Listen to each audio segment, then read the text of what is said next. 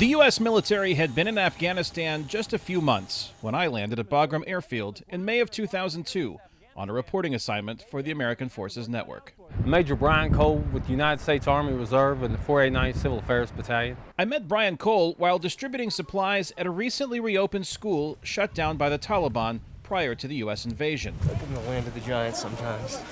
In the remote village of Karbagh Bazaar, which, we were told, had just been cleared of landmines. Because when we write letters home, we tell them that the people of Afghanistan need school supplies. I look at what we're doing as an extension of our foreign policy of having the people come back from Pakistan and Iran back into Afghanistan. And if we're going to have the people come back, then we need to assist them once they get here to help them get established. That same day, Cole delivered food to another remote village, all part of the U.S. military strategy to win the hearts and minds of the Afghan people.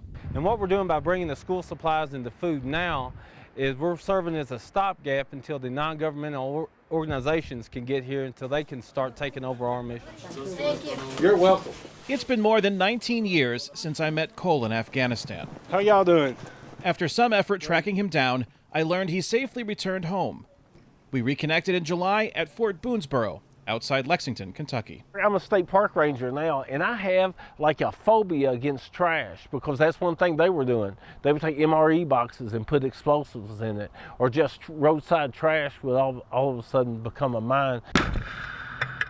Despite the risk, Cole felt his unit's objectives were clear. Our mission was to help two things: to gain support for us being there, and to put in water wells and things like that, and to help gain acceptance with the U.S. forces being there. And then also the bigger picture was to help gain support for the newly established Afghan government. Cole believes the big picture lost focus when the U.S. invaded Iraq in 2003. You can only have one main effort, and we tried to have two main efforts, and I think we took our eye off the ball when we did that. The war in Afghanistan took a personal toll on Cole. Show me 97 to the boat ramp. His daughter was just a month old when he deployed, and his absence was difficult for his family back in Kentucky. My wife, she never accepted me going, and we never recovered from that, and I ended up divorced. Cole says he made sacrifices to build a better Afghanistan, but that mission was never accomplished. I think a better way to say it is the mission's over. Cole says the legacy of the U.S. military in Afghanistan is best measured by what didn't happen. We were able to keep similar 9/11 attacks from occurring, and I think they would have had we not gone. You know, the training camps would have flourished even more so. Which is why he feels the U.S. military should have stayed in Afghanistan, pointing to forces stationed in countries like Germany and Japan since World War II as a precedent. If you leave too soon, you're back too early. Cole has since retired from the U.S. Army.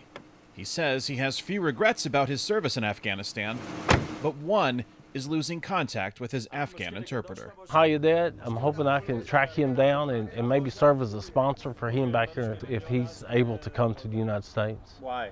I loved him. I mean,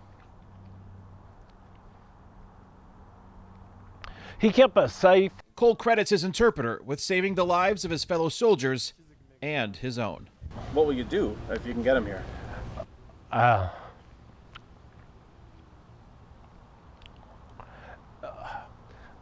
Give him a place to live. How do you think he would appreciate that? Oh, he'd love it. We talked about that. We talked about him coming to the United States. Cole still didn't know the status of his Afghan interpreter as the U.S. military presence in Afghanistan neared its conclusion, culminating in the chaotic exodus of tens of thousands aboard planes departing the Kabul airport. Kane Fairbaugh, VOA News, Lexington, Kentucky.